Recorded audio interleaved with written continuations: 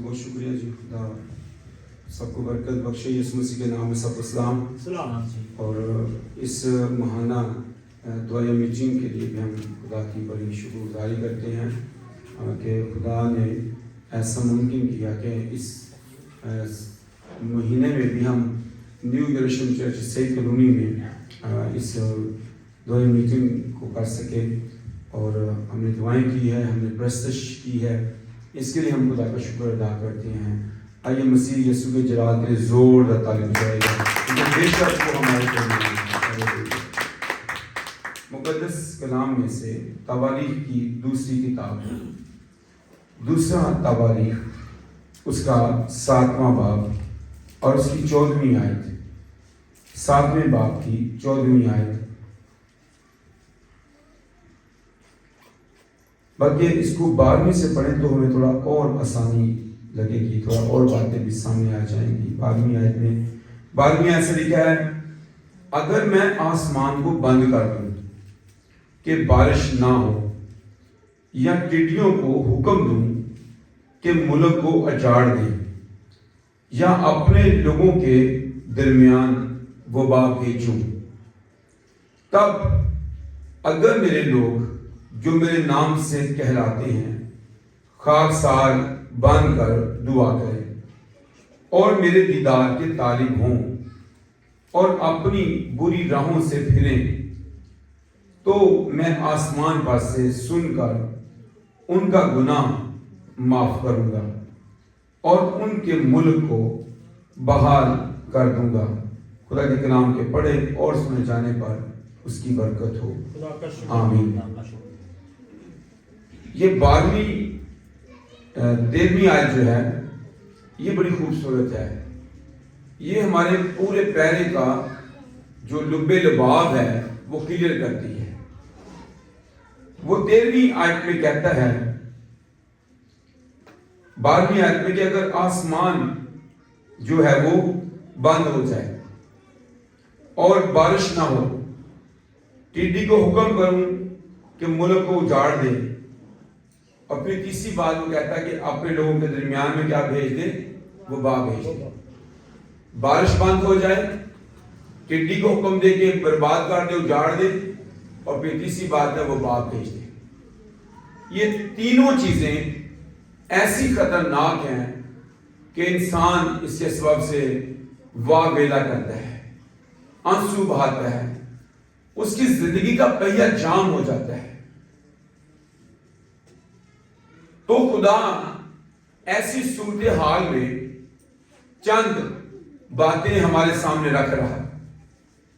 अगर ऐसी सूरत हाल हो कि हमारे पास खाने को रोटी नहीं हो, पहनने को कपड़ा ना हो, जब ऐसी सूरत हाल हो कि हमारा हासिल बर्बाद हो रहा हो, जब ऐसी सूरत हाल हो कि मजदूर अपनी मजदूरी को जो है वो सरांदा थैली में जमा कर रहा है, जब ऐसी सूरत हाल हो कि जनाब बढ़ोतरी नहीं है, अफजाइश नहीं है, नशोनुमा नहीं है, बंजरपन सूखापन आ गया है, हरियाली जाती रही है, औलाद नाफरमान हो रही है, घर का सुकून जाता रहा है, तो फिर खुदा एक बेहतरीन कुलिया हमें बताता है और वो दुआ का है।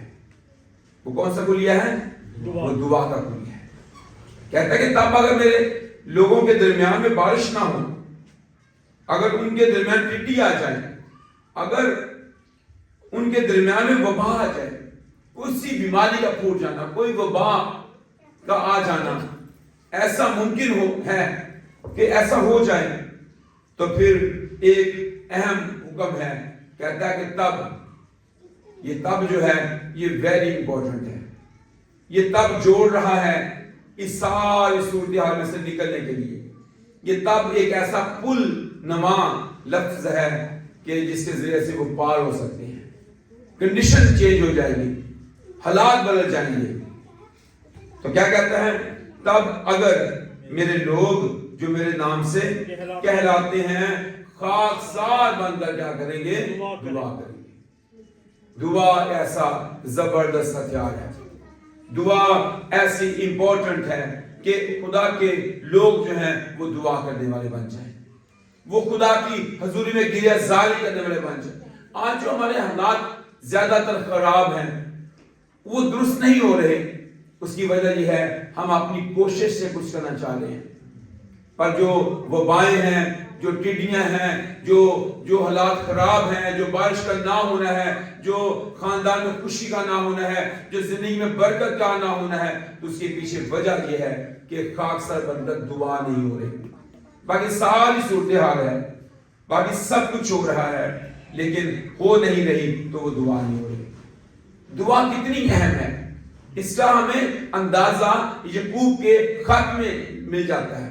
اس کا اندازہ ہمیں وہاں سے لگا لینا چاہیے جہاں پر وہ کہتا ہے کہ ایلیا ہمارا ہم طبیعت انسان تھا، اس نے بڑے جوش سے دعا کی. کیسے دعا کی جی؟ بڑے جوش سے دعا کی. تو پھر کیا ہوا؟ آسمان بند کر دیا اس نے. اور پھر ایلیا نے دعا کی تو آسمان کیا ہو گیا؟ آسمان کھل گیا اور آسمان سے بارش ہوئی. کہتا کہ اگر میں آسمان بند کر دوں کہ بارش نہ ہو تو پھر اس آسمان کو کھولنے کے لیے دعا ضروری ہے. دعا بہت ضروری ہے، جیسی دعا ایلیا نے کی. ایسی دعائیں آج بھی حالات کو بدل دیتی ہیں. کیا میری اور آپ کی دعا اتنی پاورفل ہے؟ ایسی دعا خداوند چاہتا ہے کہ اس کی حضوری میں ہو کہ آسمان بند بھی ہو جائے اور آسمان کھل بھی جائے. تو یہاں پر خداوند ہمارے سامنے یہ بات رکھ رہا ہے، میرے لوگ جو میرے نام سے کہلاتے ہیں خاکسار بن کر دعا کریں اور میرے دیدار کے طالب ہوں. طالب ہونا ضروری ہے. خداوند کے چہرہ کی روشنی میں چلنا، دیدار کے طالب ہونا، خداوند کو دیکھنا. اور ہم یہاں پر یعقوب کے بارے میں جانتے ہیں، جب وہ اپنی بیویوں کے ساتھ، اپنی بچوں کے ساتھ، مال و دولت جو جانور کے پاس تھے، وہ یردن پار جا رہا تھا، تو وہاں پر اس نے خداوند کو دیکھ لیا. خداوند نے اس سے پوچھا تیرا نام کیا ہے؟ اس نے کہا میرا نام کیا ہے؟ یعقوب ہے. اس نے کہا آج سے تیرا نام یعقوب نہیں بلکہ اسرائیل ہوگا. تو خدا نے اس کا نام بھی چینج کیا. یہ نام اس کا چینج تب ہوا جب اس نے اس کا دیدار حاصل کیا. اس کے نام کو چینج کیا. اس نے کہا مجھے تو برکت دے، جب تک تو مجھے برکت نہیں دے گا میں تجھے جانے نہیں دوں گا. اور اس نے اس سے برکت حاصل کی اور اس نے اس کا نام چینج کر دیا. ہمارے پاس ایسی برکت کیوں نہیں ہے؟ کیونکہ ہم اس کے دیدار کے طالب نہیں ہوئے. خدا کا کلام کہتا ہے اس کے دیدار کے طالب ہوں. ہم اس کے چہرہ کی روشنی میں چلنے والے ہوں، ہم اس کی حضوری میں بیٹھنے والے ہوں، گھٹنوں کے بال ہونے والے ہوں. کلام کہتا ہے میرے دیدار کے طالب ہوں اور اپنی اپنی بری راہوں سے پھرے. یہ بھی چیلنج ہے. صرف دعا ہی نہیں کرنی، خاکسار ہی نہیں بننا، دیدار کے طالب ہونا ضروری نہیں، بلکہ اس کے ساتھ ساتھ اپنا احتساب کرنا بھی ضروری ہے. اپنے آپ کو پاک صاف کرنا ضروری ہے. اپنے دل کو صاف اور پاک کرنا، اپنی سوچ کو پاک اور صاف کرنا بھی ضروری ہے.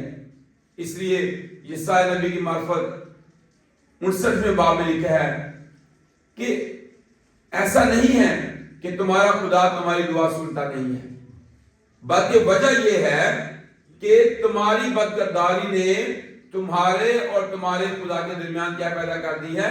جدائی پیدا کر دی ہے. کیا خدا کا ہاتھ چھوٹا ہو گیا کہ بچا نہیں سکے؟ اور کیا خدا کا کان بھاری ہے کہ سن نہیں سکتا ہے؟ وہ سن سکتا ہے. اس کا ہاتھ چھوٹا نہیں ہے کہ بچا نہیں سکے، وہ بچا بھی سکتا ہے. لیکن کلام فرماتا ہے تمہاری بدکرداری نے تمہارے اور تمہارے خدا کے درمیان جدائی پیدا کر دی ہے. ایسا کہ وہ تمہاری دعا کو سنتا نہیں ہے، وہ تمہاری دعا پر کان نہیں لگاتا ہے. تو دعا کا رک جانے کے پیچھے ایک وجہ یہ بھی ہو سکتی ہے بری روش. تو کلام کہتا ہے اپنی اپنی بری روش سے کیا آئیں؟ باز آئیں. پہلی بات ہم نے یہ سیکھی کہ خدا ٹڈی کو ڈانٹ دے گا اور پھر خدا بارش کو برسا دے گا اور پھر وبا کو دور کرے گا. تو وجہ کیا بنے گی؟ دعا کرنے والے لوگوں کے لیے ہے، جو خاکسار بن کر دعا کریں گے، جو اس کے دیدار کے طالب ہوں گے، جو اپنی بری راہوں سے یا اپنی بری روش سے پھر جائیں گے. کلام میں لکھا ہے امثال کی کتاب میں جو اپنے گناہ کو چھپاتا ہے وہ کامیاب نہ ہوگا، لیکن جو اس کا اقرار کر کے اس کو ترک کرتا ہے اس پر خدا کی رحمت ہوگی. تو ضروری اس بات کی ہے اگر زندگی میں گناہ ہے، روش صحیح نہیں ہے، خدا کے لائق نہیں ہے، تو خداوند موقع بھی دیتا ہے، چانس بھی دیتا ہے کہ میرے لوگوں واپس آ جاؤ، میرے لوگوں میرے دیدار کے طالب ہو جاؤ، میرے لوگوں اپنی اپنی بری روش سے کیا آ جاؤ، باز آ جاؤ. تو میں آسمان سے سن کر، اب خدا اس بات میں ہمارے ایمان کو بڑھاتا ہے. آسمان کا خدا کہتا ہے میں آسمان پر سے سن کر ان کا گناہ کیا کروں گا، معاف کروں گا، اور ان کے ملک کو بحال کر دوں گا. ان کا گناہ بھی معاف کر دوں گا، ملک بھی بحال ہو جائے گا. رکاوٹ کیا ہے؟ رکاوٹ گناہ ہے، رکاوٹ دعا نہ کرنا ہے. کلام کہتا ہے کہ گناہ گار شخص کی دعا بھی گناہ گری جاتی ہے. گناہ گار شخص کو تو خدا فرماتا ہے تجھے میرے آئین بیان کرنے سے کیا واسطہ.